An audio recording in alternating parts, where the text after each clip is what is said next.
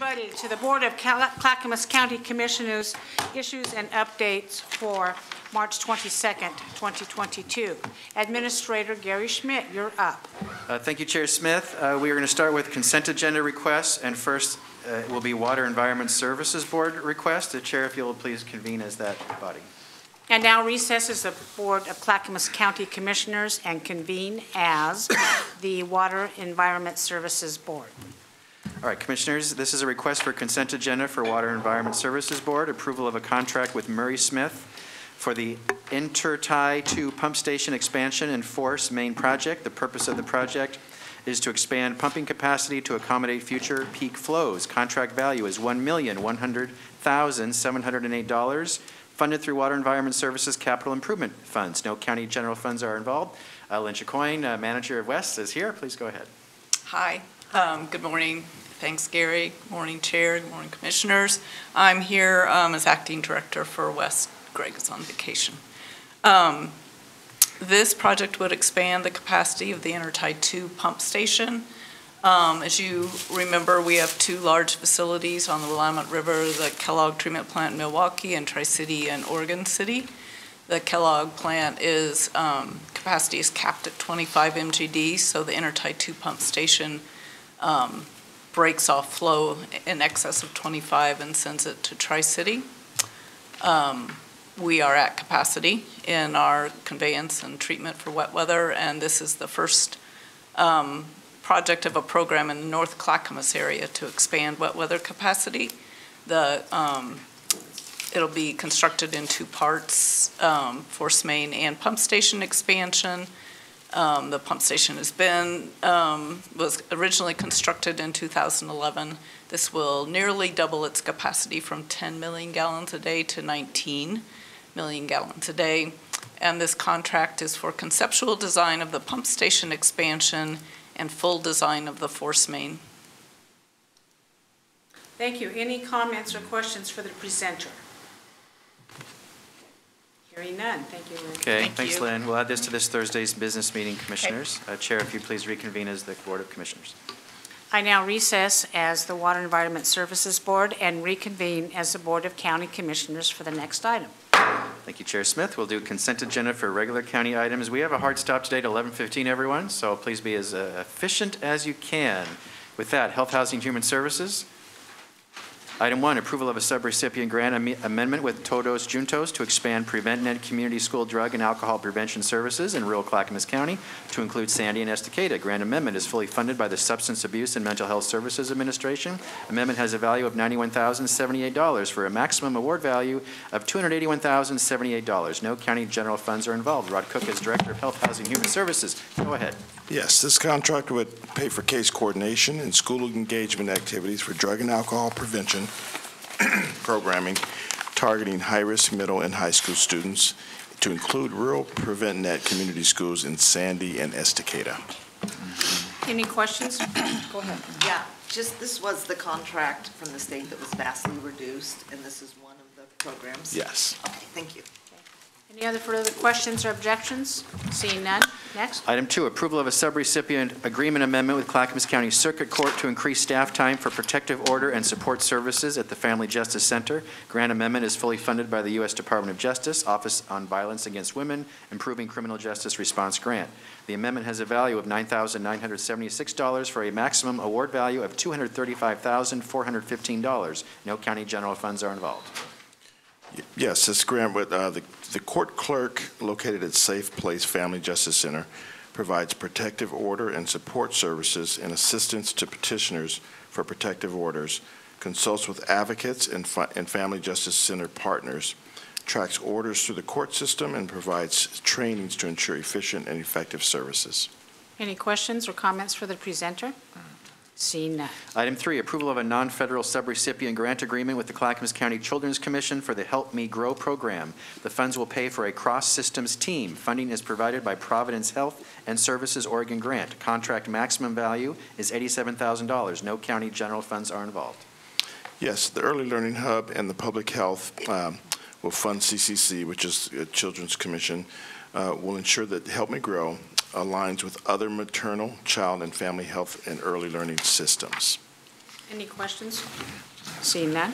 Item 4, approval of an intergovernmental agreement amendment with Amendment 4 with the State of Oregon Department of Human Services, Aging and People with Disabilities Division for the provision of the Oregon Money Management Program in Clackamas County. This amendment adds $119,292.30, bringing the total contract value to $770,024.79, funded by the State of Oregon. No county general funds are involved. Yes, this contract would continue to provide financial management services for seniors and people with disabilities. Any questions or comments? Seeing none. Item 5, approval of an amendment to an agreement with the Oregon Department of Transportation, Rail and Public Transit Division for bus and bus facility funds for purchase of a replacement vehicle funding for the Mount Hood Express and transportation reaching people. Total contract value remains $304,300. The amendment extends the contract through December 31st, 2023, and adds no new revenue. No county general funds are involved. Yes, this contract with the state would basically give us funds for 3 vehicles, and they're going to be procured through the statewide cooperative purchasing agreements. So it's additional buses for our transit service. Great. Any further questions or comments? Seeing none. Item 6, approval of an amendment to the research subaward agreement with Oregon Health Science University for Institutional Review Board study. Total value is up to $219,419. Funding through the Oregon Health and Science University. No county general funds are involved. Yes, the purpose of this amendment is to continue Clackamas Health Center's participation in the IRB-focused study on opioid treatment in criminal justice system involved in adults.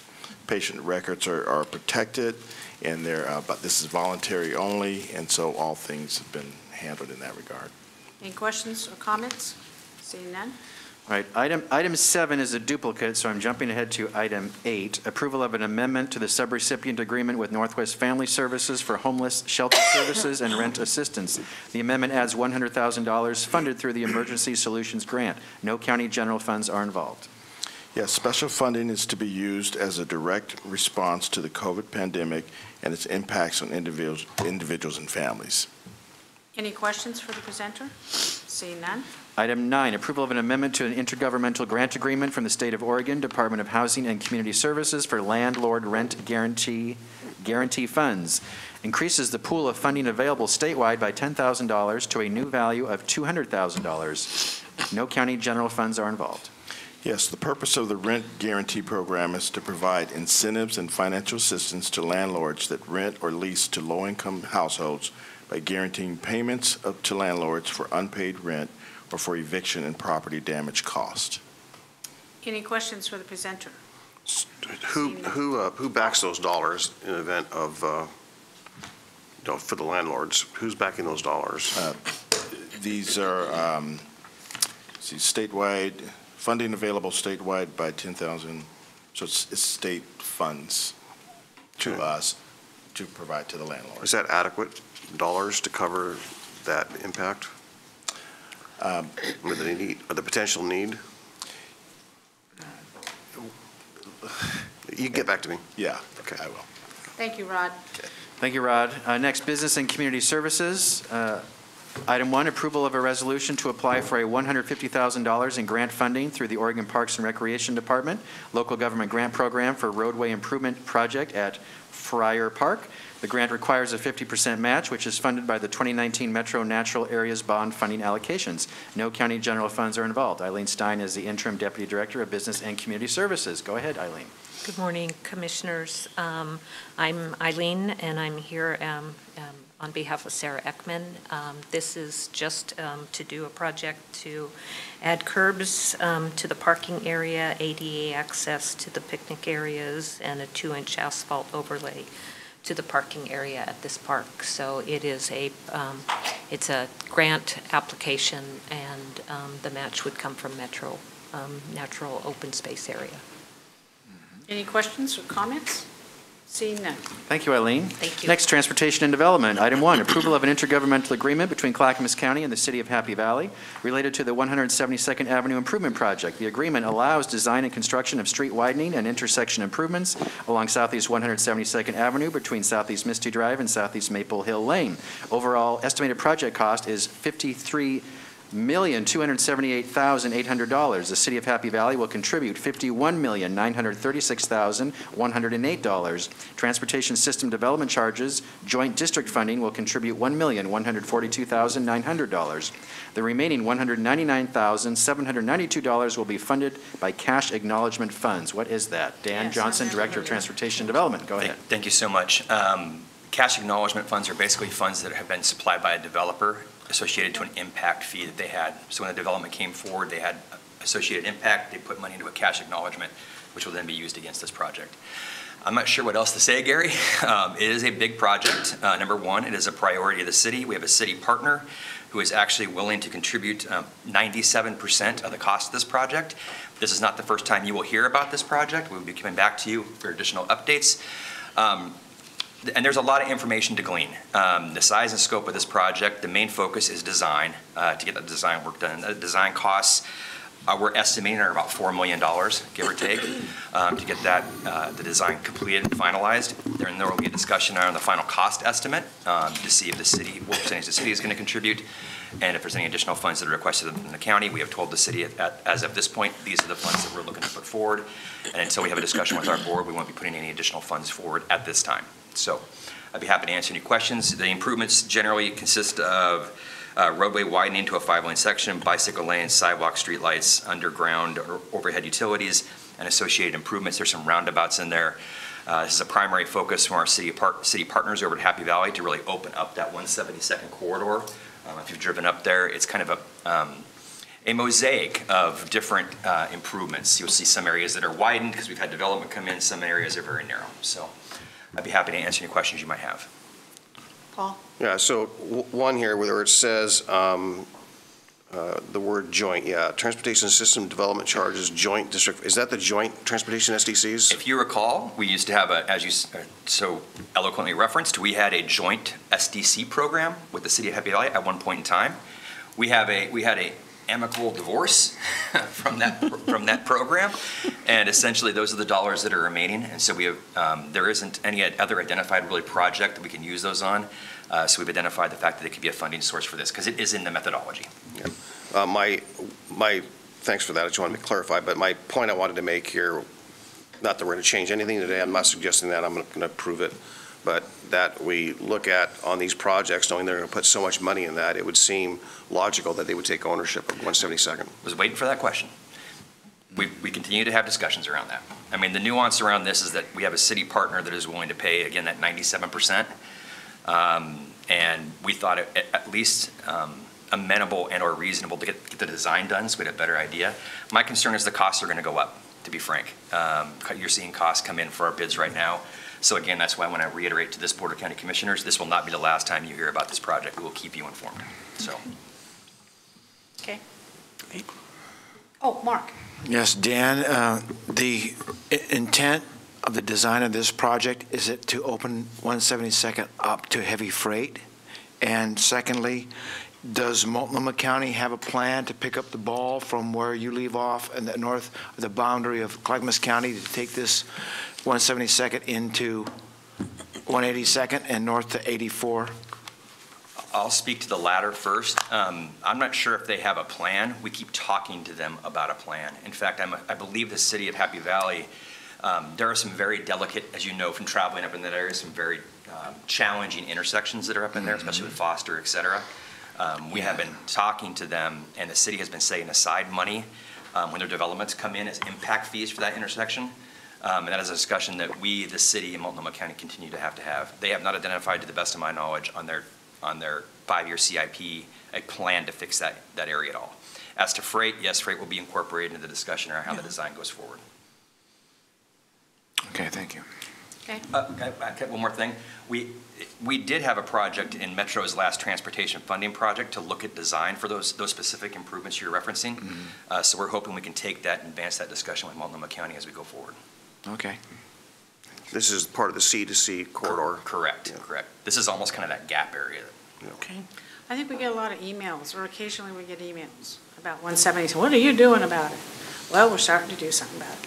Thank you, Dan. Any further discussion? Seeing none. Item 2, approval of the 5-year Transportation Capital Improvement Program for fiscal years 2021 through 2026. Total cost estimate for all projects in the 5-year capital improvement plan is $122.4 million. Funding will come from multiple sources, including state and federal grants, and the Community Road Fund, Development Agency resources, and the Road Fund, no county general fund. Go ahead. Thank you so much. We're building off a discussion we had with this Board of County Commissioners back on February 23rd at a policy session where we reviewed this with the board. The proposed 5-year capital improvement plan is composed of projects from the 20-year transportation system plan adopted by the board. The 5-year CIP includes only projects for which funding has been identified and are scheduled to be underway in the next 5 years. It includes fully funded projects and those funded only for preliminary plan and design. The 5-year CIP includes major construction projects needed to improve safety and enhance capacity. There's some additional descriptions in your packet that you have before you today. Happy to answer any questions. Seeing none. Item 3, approval of an intergovernmental agreement with the City of River Grove to pave Dogwood Drive, Tullamarry Avenue, and Marlin Avenue. Estimated project cost is $190,000. The city will reimburse the county up to $100,000. All costs in excess of $100,000 will be the responsibility of the county and funded through county road funds. No county general funds are involved. Purpose of this agreement is to simply allow the city to reimburse the county for the cost of this work not to exceed $100,000. Okay. Is there a road transfer with that one? There is not one contemplated. It is specifically identified in the IGA that not at this point in time, but does not mean we cannot continue to have that discussion. Okay, thank you. Next. Item 4, approval to amend a grant agreement with Metro for Regional Travel Options Grant for Safe Routes to Schools work and Program Coordinator position for 1 additional year and add $39,600 of additional grant funding provided by Metro. In-kind staff time will serve as the grant match. No road use and no county general funds are involved. Thank you. DTD received a Regional Transportation Options Grant for Metro in 2019 to conduct safe routes to schools planning and programming for 3 years. The award grant funded allocated county to sustain the program and hire a part-time Safe Routes to Schools coordinator on a contract basis. The 3-year coordinator position is housed in DTD but is not a county employee. Due to the COVID-19 pandemic and subsequent school closures, much of the scope of the work of the project could not be completed. Metro has therefore granted an additional year and $39,600 additional dollars to Clackamas County under this RTO grant. These changes require an amendment to the original contract. The amendment would extend this program through July 1st, 2023. Questions or comments? Seeing none. Item 5, approval of an intergovernmental agreement with the State of Oregon acting by and through the Department of Consumer and Business Services, Building Codes Division, adopting the Wildfire Grant Program, which will help wildfire survivors install fire hardening measures on their homes. The total expected distribution of Clackamas County is $162,000, funded by the State of Oregon. No county general funds are involved. In the 2021 legislative session, House Bill 5006 passed, which allocated $10.6 million to the Oregon Building Codes Division for a grant program for incentives for fire hardening on buildings that were being rebuilt after being damaged or destroyed in the fires, in the 2020 wildfires. The Oregon Building Code Division is partnering with affected counties to help distribute the grant funds. These funds are available retroactively for homes that have already been rebuilt and homes in the rebuilding process, as well as future homes completed prior to June of 2023. The county will basically be implementing this program. The county will receive funds to administer as well. And just an idea, so the board has an idea about what these fire hardening components are. It talks about roofing materials, exterior wall coverings, overhangs, walking surfaces, things of that nature. But essentially the program that's been established through the state identifies certain things. If they build to a higher standard, they can recover some of these costs. So. Questions, comments? Seeing none. Item 6, approval to apply and send a letter of support for a federal land access program grant to provide a pavement overlay on Barlow Trail Road. The project cost is $5,510,146, funded through Federal Highway Administration, Federal Land Access Program grant funds. No county general funds are involved. The Federal Highway Administration Western Federal Lands offers discretionary grants to the Federal Land Access Program, known as FLAP, for improvements to transportation facilities providing access to federal lands. This application seeks funding to conduct pavement rehabilitation on Barlow Trail Road that will repair rutting and surface damage and provide a 2-inch asphalt overlay. Barlow Trail Road was scheduled for pavement rehabilitation in 2026, so this proposed grant will fund the proposed pavement improvements. Barlow Trail Road provides access to the Bureau of Land Management Sandy Ridge Trail System and the Barlow Wayside Park. applications are due by April 6th. Comments, questions? Mark? Do you mean East Barlow Trail Road that runs parallel to Highway 26 on the north side of Highway 26? East Barlow Trail Road. Is that the same road you're talking about? Yes, I believe so. Okay. I'll confirm and get back to you if that's not the case. Yep. Yep, okay. Thank you. Item 7, authorization to purchase one current model ditch witch bore machine with trailer and accessories from the Charles Machine Works Company using Sourcewell contract for the Clackamas Broadband Exchange to use in support of development of a new fiber optic cable as part of the self-performed work on broadband expansion. The total cost is $158,561.32, which is funded through ARPA dollars that the board you have already authorized to use for broadband expansion. No county general funds are involved. Thank you so much. Clackamas Broadband Exchange requested the Clackamas County Fleet Services Division within DTD purchase a ditch witch. I'm going to save all the letters and numbers. The machine will be assigned to Technology Services Department for the deployment of new fiber optic cable. The equipment will be operated by Clackamas County Broadband Exchange as a part of the self-performed work on broadband expansion as a part of the American Recovery Rescue Plan Act funding.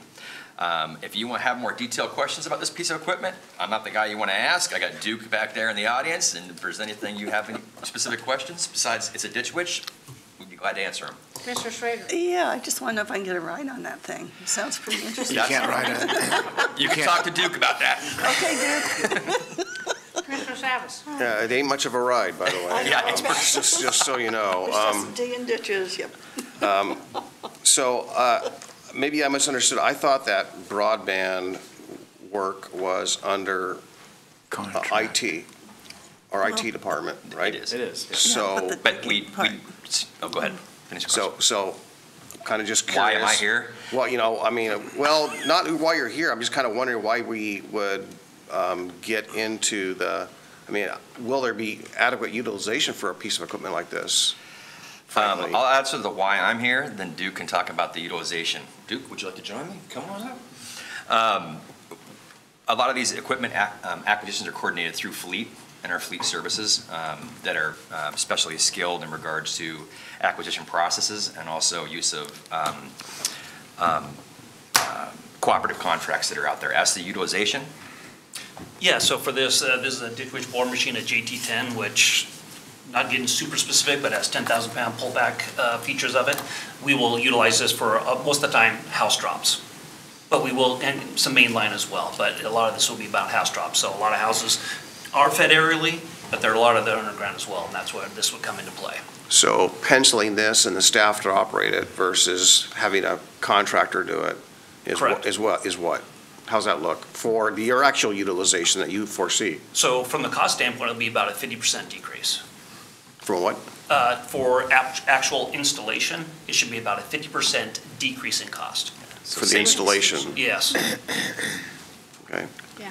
And then if you look at, right now we're estimating we're going to pass about 3,500 homes. If we take about a 6% take rate, a little over 2,000 homes, you look at a 50% underground piece, that's a little over 1,000, 1,100 homes, something like that. That would be utilized just for the drops. Okay, so who operates this machine?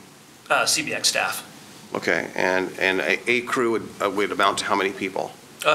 Well, you can do it as few as one, but optimally it's two. Gary? Okay. Yeah, I think what Commissioner's asking, why not just hire a contractor? Why are we doing this in-house? It's more expensive and we can hit more homes by buying this and doing it ourselves. Okay, yeah, it just seems to me that it's if we already have, are we doing that today? We are not. Okay, so are these two new hires? We are hiring two new ones. We've done interviews. We've offered two. One is accepted. We're going through the process at this point of bringing them on board. Okay, so that'd be just roughly a couple $100,000 plus the machine and operations, probably $400,000 a year. Do we have $400,000 of work for, well, it won't be $400,000 a year to buy the equipment a one-time cost, so at $200,000 a year ongoing. Do we have enough work to maximize that and get the return on investment? Absolutely. I mean, we're looking at doing these projects now between now and then December of 2026. Okay, and what year schedule did you look at for amortization and return on investment? 10 years, 20 years, 5 years? For return on investment, well, what I looked at more was what it cost me at this point to get a contractor and go out and be able to do this, and then what it would cost us to do by bringing on this machine and these employees to be able to run that. It was a 50% decrease. So we estimated about 20 bucks a foot for us to be able to install this conduit. For a contractor, it's about $40 a foot. Okay. Okay, I'll talk to you offline. Sure. Mark? Yeah, Duke, what kind of liability do you take on by doing this part of the work in-house? We do take on some liability because it is underground work. So for every kind of underground piece that we have to do, we call in our locates, 311, and they come out and mark those. If they're marked accurately, for the most part, there is no liability that way. But if they were not marked correctly, something along those lines, we could hit something underground. And do they give you a depth when they mark out the surface locations? Sometimes, not always. Okay. Okay, thank you. Good luck. Thank you. Any further questions on this? Seeing none. I'm really Are you concerned, Commissioners? Do you want to pull this, or are you okay going forward? If Duke's okay, I'm okay. Okay. Thank you, Dan and Duke. Next, tourism. Approval of a contract for a search engine optimization and search engine marketing campaign management from Anvil Media. Total contract value is $227,550, funded through the transient room tax. No county general funds are involved. Samara Phelps is the Director of Tourism and Cultural Affairs. Go ahead. Good morning. As stated, I'm Samara, Director of Tourism, and this is for the technical services to support the staff and our strategies around organic and paid digital messaging strategies for the destination. So it is a service that we previously had. We took those services away when we were in the contraction during the pandemic, and now we're looking to return that. Now, the cost of this one gives me heartache. So I'm fairly familiar about the SEO optimization, and holy cow, this is $220,000 per year per what? No, this is contract value over the course of 5 years, and it includes the services as well as the digital buys, the advertising costs. And do they work, they just do the SEO, so they don't do the marketing? They do the SEO and the SEM for this contract. Okay. Yeah, Mark? so they do the paid marketing SEM piece. is what? That's the paid marketing, search engine marketing. Search engine marketing. And the, Thank you. yeah, and the search engine optimization is for organic search. So, What a world. yeah. I know. Go ahead, Mark. Is this the first time you've had such a contract, and if No, it is not the first time we've had the contract. So were you able to determine some sort of qualitative return on the investment in the past? Has it been worth it? Yes, Yeah, they extremely worth it. Okay. Digital is the future of advertising, and search engine optimization and search engine marketing is priority for us as we move forward with expanding our programs. So the people in the businesses of Clackamas County will get their $227,000 back over the next 5 years? Correct. Okay? Yes, excellent Okay. question. Yes. All right, thank you. Okay, any further questions? Seeing none. Gary? Thanks, Samara. All right. Thank you, Commissioners. All these consent agenda items will go on this Thursday, the business meeting for this Thursday. Thank you. Next, back to the regular list. I'm going to pull the American Recovery Plan Act request form in process because we are out of time, and that will take a long conversation. So I'll bring that back in the next few weeks. Next, advisory boards and commission appointments. Shannon, go ahead. Today we just have one, the Community Health Council, which is staffed by Health, Housing, and Human Services. They have a minimum of 9 members. They currently have 3 vacancies, 2 due to term expirations. They are recommending reappointment of both of those folks, Linda Smith and Janet Squire. They'll have 1 vacancy remaining where they continue to advertise. Any questions, comments from commissioners? I'll entertain a motion. So moved. Approve Seconded. the ABCs. Commissioner Savas moves to approve the ABCs for the Community Health Council. Is that correct? And Commissioner Scholl has seconded the motion. Further discussion? Hearing none. Shannon, please call the poll. Commissioner Fisher? Aye. Commissioner Schrader? Aye. Commissioner Scholl? Aye. Commissioner Savas? Aye. Chair Smith? Aye. Motion passes 5-0. Thank you, Shannon. Gary? Thank you. Next, Commissioners, your business meeting agenda for this Thursday, March 24th, 2022, 10 o'clock a.m. You have 2 Housing Authority public hearings, one on the annual plan for the Housing Authority due to HUD, and second is approving the Housing Authority's 5-year plan. also due to HUD. And then you have all the consent agenda items you approved today. If you have any questions on any item, please let me know. Next, Board Town Hall. Commissioners, you are currently scheduled to have your next Commissioner Town Hall on Wednesday, April 6th. The topic you agreed to was tolling. I've heard from several of you that you may think perhaps this is not the right time to have that topic. So I want to confirm to you today, do you want to keep the topic, change the topic, postpone the date? You have several options. When you last spoke about this 3 weeks ago, your second choice was to talk about homelessness and housing affordability. So we can move to that option. You also talked about having a public safety discussion. But we can talk about anything you choose. So I'm seeking your direction on what you'd like to do. And I brought this forward, and because I want to make sure. Sue Hildick said to me, and she didn't feel that this topic was right for the April 6th meeting. And so, Commissioners, this would be our second town hall on tolling. And I don't want to use future town halls for tolling if it's not warranted, because we have many, many issues in the Clackamas County to tee up. I kind of wanted to bring the tolling conversation up when there was an actual decision point to be made. And that's why I'm concerned that, number one, when I said I wanted the second town hall meeting, I wanted a certain a group represented, more of a think tank, to ask questions to. That didn't happen, and so there's some complications. Now we can have a town hall, we can have a very general request from the public, but frankly, I think if we have a town hall on April 6th, it's just going to be people calling up and complaining, don't do it, don't do it. And then we will be in the position of saying, as we have always said, restating our position once again. I'm concerned that it's not going to have the effect that we want at this time. Now, I'm not saying we can't have it in May or June when the OTC and ODOT has made hard decisions. So it's up for discussion. Commissioner Savas. Yeah, I initially anticipated actually it really being in front of or ahead of a decision point. However, it's not, because that decision was made last week somewhat.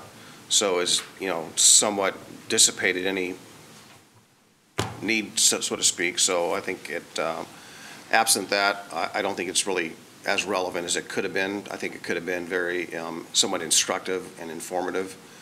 We could have educated our folks. I still think there probably is a need in the future to educate folks on what's coming and how it's coming as it takes shape. So therefore, I was thinking about it here on the way in this morning. I think what has amped up my anxiety are some of the legislative land use things that are related to housing and sheltering and so forth. And the last one that we sent the letter in last week, the governor's order. And I think it really changes the character of this county somewhat in the way it's not going to be, or it's not lined up to be congruent with either what people move here to Clackamas County believe in. And to me, I really think that is really centering on a lot of emotion that people have right now more than ever. Is that, are we going to be able to remain Clackamas County, or are we going to be forced by the legislature to become something different? And when people invest in this area, they invest their families, their life, their businesses, their homes, their kids, their schools. I don't think we anticipated that we'd be in this position today. So I agree with you. I didn't anticipate that we'd be in this position even, 14 months ago. And that may be a really good topic that we blend the land use with the homeless housing situation. But Commissioners, what do you think? Go ahead.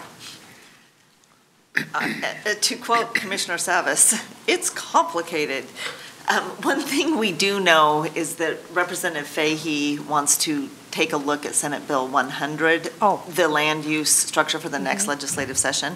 I think right now it's probably premature because we don't know what that is going to look like, or what is even on the table or what's not on the table. Being a county commissioner, when I became a county commissioner, I didn't know a lot. After serving for quite some time, I can see how complicated our land use system is, and I'm really much in favor of re-looking at what they did all those years ago. But for us to get input when we're not even sure what's on the table. Well, it could be, the town hall could pose as an education that the land use decisions that we have done based on legislation that was put forward to us to increase density. I think what Paul's talking about. We had a parking values that we wanted to see, and then through the executive order that the governor sent to LCDC, those values went out the window, so to speak. And we submitted our comments to the rulemaking authority at LCDC. It's not law yet, but I think our citizens need to know that all this affects the affordability of people to be able to buy a home, or the affordability of people who we give supported housing to. It all ties together. That could be the topic. It's going to be hard to define, Mark. Right now, H3S has the request for information going out to the county and the region on ideas for supportive housing. And that is a really hot topic, supportive housing and homelessness. But if we just look at that, the April 6th town hall would be, I think, a time that a lot of people would have a lot of interest in those requests for information and those potential proposals. But also, land use, mental health, and drug treatment need to be also included in there. I know it's a big pie to cut, but without talking about land use, mental health, drug treatment, we can't really look at the homelessness and housing issue in the kind of total perspective we need to look at it. So I think supportive housing and homelessness in a big, broad perspective on 6 April would be a really good idea. Yeah, just real quickly, I agree. We don't want to get in the weeds. We don't want to make it complicated. I almost think that the title could be "Where Are We Headed and Why?" Okay. And I think the big picture is if we can just get the big picture perspective of our citizens. Do you like where we're headed? Here are some things that are coming down our way that could change the landscape. A structure, an apartment building could be built right now under HB 2001. Right where your property sits. They could buy your neighbor's property and build and without any parking. And that parking would overflow into the neighborhoods. That's a livability issue, for example. That's one. On and on and on. Having density requirements without even having transit in place, and the parking requirements are designed for transit. So we're actually circumventing really the land use process and that profession entirely by really seat of the pants legislation that is not very thoughtful, in my opinion. Well, you're right. I agree with you 100% on it. And we've discussed this before. Gary just whispered in my ear, we could have a town hall with no topic. Yeah, I love that. Let's do that. And the question is, what do you think? What's important to you? What do we need to know? Let's do that. That's the best idea. I really like that. that, I like Gary. it. For this April 6th, we just might go there. And you know these topics are going to come up. Great. Okay. I love Commissioner Saps' title, though, because that could be the same. Yes. Where are we headed as a county and Yeah, why? I like And then let the public, you can make opening statements and let the public just talk to you. Yeah, That's going to be a wild ride, let me tell you. Yeah, because I think that's really, I'm just going to advocate one more time for that. I don't want to have it so wide that it's all over the map. I think if we narrow it, where are we headed? I think it kind of gets to some of the things we're facing, and I think that can be pulled into the conversation in a constructive way. I really do like asking the public on that, and maybe when they advertise it, PGA advertise it, they could list some topics, but not exclusively to that. Right. So let's do that, Commissioners. Is that okay? Sounds good. Okay, thank you very much. Gary, what's up next? Thank you. Is it okay that we have no presenters? Just, you can give some opening comments, then hear what the public has to share? That's it. Good idea. Bless you. Thank you. As All chair, right. my opening comments bless will be very brief and generic, okay? Perfect. Yeah. Very good. Thank you. Take it away, Chair Smith. Next, you have 20 minutes left here. Jumping to the Supportive Housing Services Advance from Metro. Commissioner Savas asked to add this. I'm going to ask Rod and Vahid to come up to answer any questions. Vahid, please come up. Vahid Brown, Rod Cook. Go ahead, Commissioner. Yeah, as you all know, colleagues, we could not accelerate our supportive housing services program without more funds, and those funds were, hypothetically or anticipated, the $5 billion ask, or the second ask for the second $5 million was contingent upon the agreement between the county and Metro, which went on for several more months, 6 months to be exact, longer than we anticipated. So we weren't able to ramp our services up. That agreement was signed with Clackamas County and Metro in January, and then subsequent to that, I reconnected with Councilor Christine Lewis, our Metro counselor, and she did agree, as we had discussed prior, to say, we can ask for, another 5. I brought that to you. We approved the second 5. We got word here just a little bit ago that, we would get in this month, and I guess it's on its way, $4 million of the business tax coming our way. So I think Vahid had planned, in anticipation of the a $5 million request. So we would take $1 million of the $5 million available to us to continue on with this program. I support that. And I think just as long as we message back to Metro that if we want to ramp up, if some opportunity comes up, that we can ramp it up an additional mode here between now and June, ideally sooner, that we have that other $4 million available. So that's really what I wanted to talk about and share. I guess Metro staff are open to that, so the door is open for that opportunity, and we could do a little bit more. That said, I'll just stop there. My question is, staff, can we spend $4 to $5 million in this month before the next payment comes in, therefore negating the need to borrow $1 million? How fast can we spend this money? What's our burn rate? So it's not $4 million a month? No. So to answer your question, Chair, no, we could not spend $4 million. We cannot what? We could not spend $4 million in 1 month. Okay, then why would we borrow money we can't spend? Why don't we wait for more allocations to come in? That would be our recommendation to you. Okay, Yeah, great. Paul, what do you think? Well, I'd say it's a cash flow thing. So we also have a cash flow issue. So I don't know what happens first, but I just want to make sure that our staff know that they've got that reserve there, that being the $5 million, and use it as you all see fit. I just don't want to close that door. So really, it's cash flow.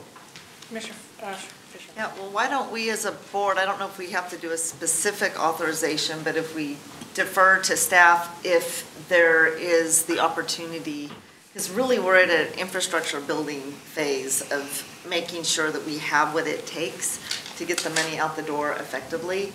Can we, Gary, defer it to staff that if we authorize it as a board to say if this is what is needed, you can go ahead and do it, but if we're going to get another, I expect we'll get another 4 to 6 to 7 million in May and then another big chunk after that. I mean, we expected, or at least most of it, as I did, expected the money that would actually come in, and it could come in very high. So I would like us to give staff ultimate flexibility.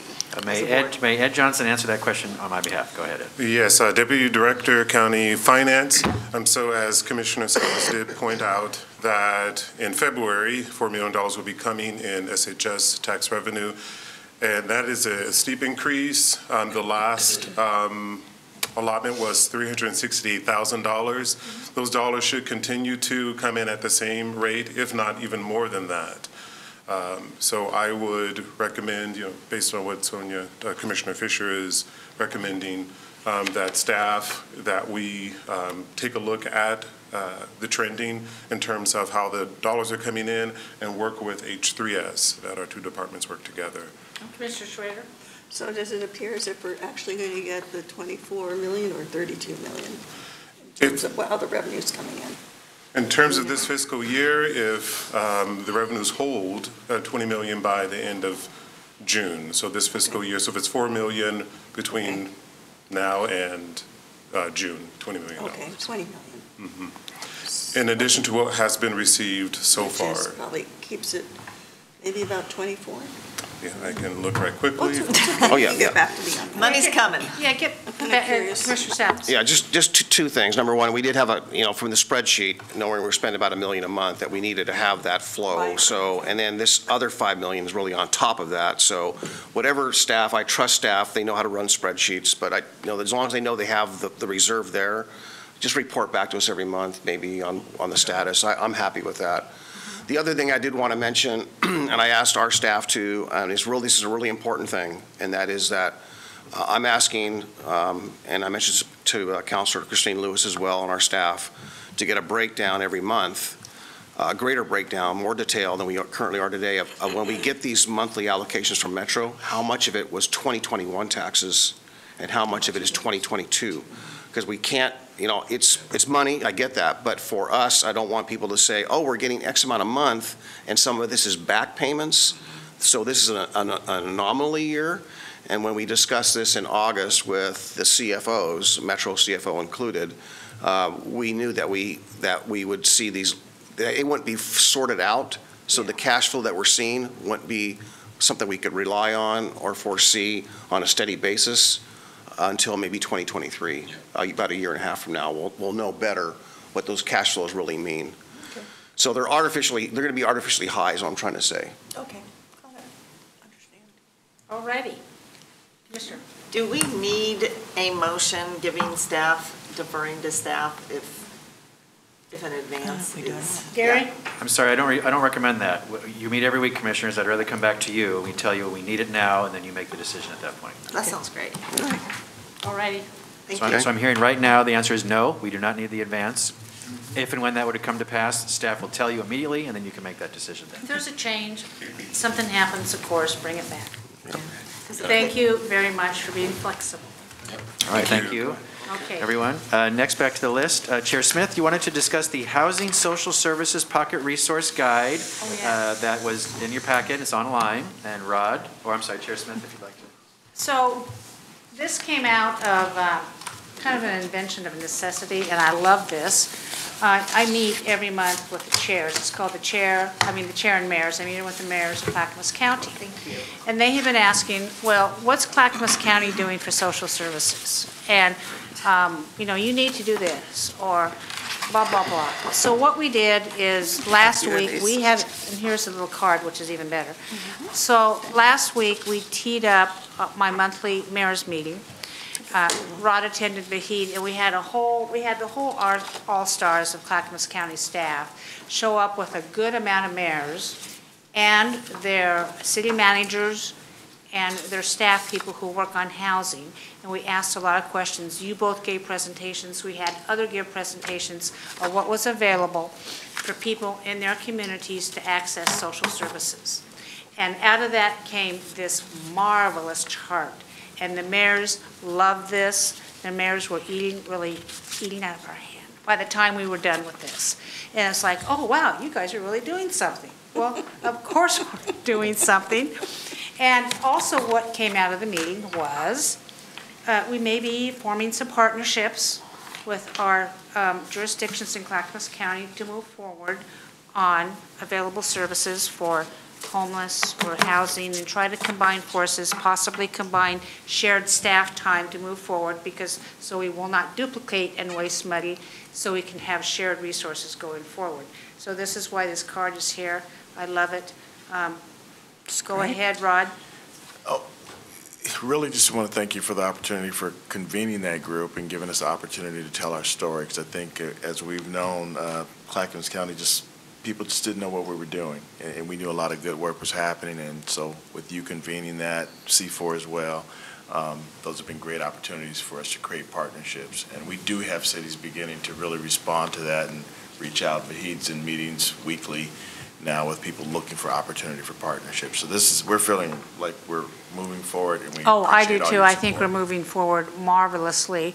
And if there's a city that doesn't have X service, for instance, the county may be available, they can reach out through their staff people and try to figure out what that is, and not wait to the last minute until we're in crisis situation, although something I think we're in crisis situation. But this is a good way to work on partnership with our neighboring governmental bodies, which I think is very productive. Yeah, just to mention that, C4 doesn't always have just mayors at the table, sometimes a city councilor. So we have been, and Rod, I want to thank Rod and Vahid for making their presentations in the past. But this has been something that we've been prioritizing and putting effort, energy in, is the housing, number one, the bricks and sticks, bricks and mortar, as well as the supportive housing services. So we've been able to clarify and remedy a number of things or misconceptions here as well, that based on our restrictions and what we could talk about during the negotiations with Metro. But all to say that I think we're in a better place. We got good information out there, so I appreciate you all coming to the table. You're received well, and appreciate you coming to the table. And I think the mayors and chairs has taken that to the next level to make sure the mayors hear it exclusively. To my earlier point about sometimes it's counselors at the C4 table. So well, yeah, take this to C4 wherever you want to go and say, hey, this is available. I omitted to say this is backside is printed in Spanish. Other languages are available by going online. Thank you very much for that. It's just a wonderful, we had a wonderful meeting last week on this, and thank you both for coming forward. Thank you. Gary? So I'm really glad to see this. I guess my question is, shouldn't we have PGA really be on top of this and in multiple media really picking something out off of this card or something to tell people what we're doing on a regular basis? Because I do think that there's been a gap, obviously a gap with what the mayors were saying, well, what do you do? And I'd be like, plenty, but anyway. You mean like just to advertise it more? Yeah, I think one of the things, just my idea would be to have them regularly communicate across the media with everything and anything that is on this card, because I don't think it is out there, really, even to the general public. I think you're right on that. Yeah. I think it's a very good Okay, idea. Gary, I mean, that's another thing for PGA to focus on, but. They're already doing this with the monthly housing newsletter, so this can be added, we can add this as well. Yeah, but we're not seeing much, and we don't see anything in video. I'm not seeing much Facebook. I'm not seeing it. I'm really talking about, let's just really amp this up. Let's use multiple media, because I don't really get that. I haven't seen the newsletter, and I don't know why, but I guess I'm not on a list for it. I haven't seen it either. Yeah. So I will circulate to county administration a link for everyone to sign up for the newsletter, because I definitely want our commissioners to be getting the newsletter. So you have to sign up in order to get it?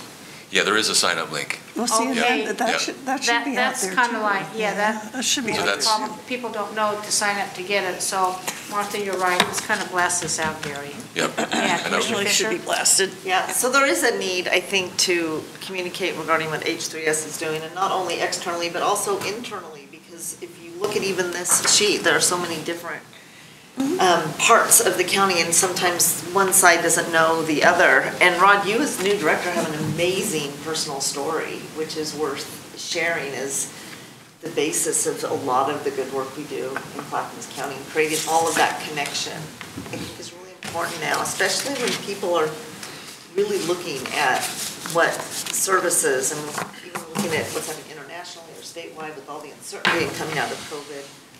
It's a really important story to tell. So I agree with Commissioner Schrader and Chair Smith about that. Yeah, and that's been my bugaboo all along, because I know the work that's being done, but it tends to be all internal. There's not as much external communication. I mean, I know that we're linked with a lot of the folks, nonprofits, but even above and beyond that, like the church community, I mean, we're not, and like we're not working with the Red Cross. I mean, there's just a lot more connections that could be made, I think.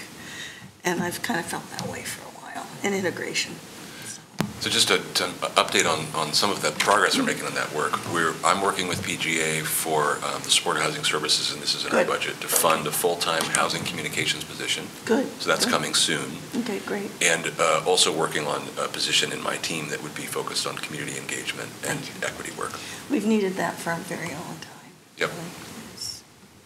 Okay, any further comments on this item? Thank you very much, gentlemen. Thank you. Thank you. We're going to pull the Clackamas Volunteers in Medicine sponsorship request to another meeting, and all you have left is Commissioner Communications, and you have 3 minutes. So each commissioner gets 30 seconds. Commissioner Fisher, can you go? Yeah, so I'm heading to the Oregon City Business Alliance, but I want everyone to know that I had went last month and left after our meetings at noon, got there about 12:15, and very much worth my while. So I think that's a really important meeting to go, but I don't think we need to cut our time short. I think we can show up late to that meeting. Okay. And it'll still be worthwhile. So that's all I'm going to share for now. Thank you. Commissioner Scholl. Nothing today. Commissioner Savas? I gave you an update on Jpac. Go ahead. I gave you an update on Jpac on Thursday, a little bit at the board meeting. Don't have much to add other than Commissioner Scholl will be there at MPAC on Wednesday, tomorrow. Will their vote? I guess that's advisory. It's not as critical as the rest. It'll be the RTP only. I would love to hear how that goes when the opportunity arises. We made some gains with ODOT, but we didn't get what we really needed, and I'm just concerned that we're not poised, frankly, to leverage ODOT for some of our dire needs along this corridor, as like Portland is with the Rose Quarter, for example. They've been instrumental in leveraging that. It's complex. It's not as simple as that, but all to say that we could be told for a very long time before the rest of the region is told. I stand by that. Yep, I agree with that. Thank you, Commissioner Savas. Commissioner Schrader. I have way too much to tell you, so I'm going to hold on that because I wanted to review with you, but I'll tell you what it is about. What we did at the national level with our, I chaired the meeting. I just lost it. But anyway, there's just a bunch of policy things that were put forward. At NACO? At NACO. I would really like to hear about that. Can you bring that up at our Thursday meeting? I would like to, outline that then. I think that's a better time to do it because we're short on time. And maybe we will reach a wider audience. Yep. And Commissioner, at a Thursday business meeting, you can have whatever time we need. I don't anticipate a long meeting here on Thursday. No. Yeah, so we'll have adequate time to talk about whatever we need to talk about.